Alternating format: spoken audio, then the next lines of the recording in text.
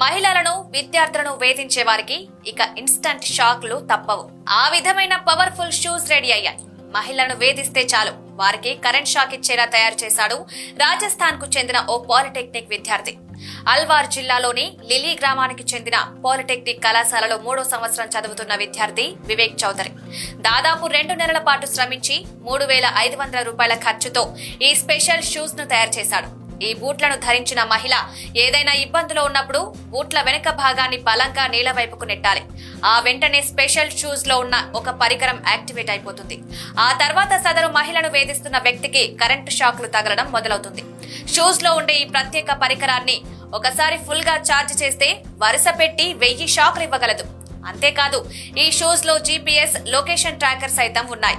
వేధింపులు, దాడిని ఎదుర్కొంటున్న బాధిత మహిళ లొకేషన్ వివరాలు ఆమెకు సంబంధించిన 3 కుటుంబీకుల ఫోన్ నంబర్లకు చేరతాయి.